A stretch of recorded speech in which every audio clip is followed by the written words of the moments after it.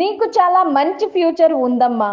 Stage మీదకి రాగానే ఎలా ఉన్నావు రమ్య, డిసప్పాయింట్ అయ్యావా అని నాగార్జున పలకరించారు. లేదు సార్, నేను ఫిక్స్ అయ్యే వచ్చాను. ప్రతి వారం నామినేషన్స్లో ఉంటానని. కానీ ఇంత త్వరగా వెళ్తానని అనుకోలేదు. నాకు దేనికైనా హ్యాపీ సార్, ఎక్కువ అత్యాశ లేదు. ఉన్నదాంతో తృప్తిగా ఉంటాను, అది ఎంతవరకైనా సరే అని రమ్య నవ్వుతూ చెప్పింది. ఇలాగే నవ్వుతూ ఉండమ్మా, నీ జర్నీ చూద్దాం అంటూ వీడియో ప్లే చేశారు నాగ్. ఎలా ఉంది నీ జర్నీ అని నాగ్ అడిగితే సూపర్ గా ఉంది సార్ అంటూ రమ్య ఎగ్జైట్ అయింది. రమ్య, నీకు ఏజ్ తక్కువే, పట్టుమని 25 కూడా లేవు, కనుక నీకు చాలా మంచి ఫ్యూచర్ ఉంది అంటూ నాగ్ ఆశీర్వదించారు. నిబ్బా నిబ్బిలా బిహేవ్ చేస్తుంటాడు. హౌస్ మేట్స్ ని స్క్రీన్ మీద చూపించగానే రీతు నవ్వుతూ కనిపించింది. రీతు, ఏంటి చాలా హ్యాపీగా ఉన్నట్లున్నావు అంటూ నాగ్ సెటైర్ వేశారు.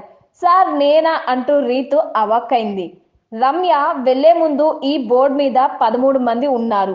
వాళ్ళలో నుంచి 5గురిని పిక్ చేసి చెత్తబుట్టలో వేసి ఎందుకు అని చెప్పాలి అంటూ నాగ్ టాస్క్ ఇచ్చారు. ఫస్ట్ కళ్యాణ్ ఫోటో తీసి చెత్తబుట్టలో వేసింది రమ్య. ఎందుకంటే తనకి మెచ్యూరిటీ లేదు. నిబ్బా నిబ్బిలా బిహేవ్ చేస్తుంటాడు. ఏదో కాలేజ్లో ఫస్ట్ టైం లవ్ లో పడినట్లు తను బిహేవ్ చేస్తుంటాడు సార్.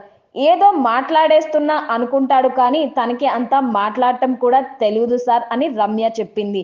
దానివల్ల ఆట ఏమైనా ఎఫెక్ట్ అవుతుందా రమ్య అని నాగ్ అడిగారు. అవును సార్, నామినేషన్స్ పాయింట్ లో కూడా ఒకటి మాట్లాడదాం అనుకొని ఒకటి అయిపోతుంది సార్, తనకి ఎప్పుడు అని రమ్య చెప్పుకొచ్చింది.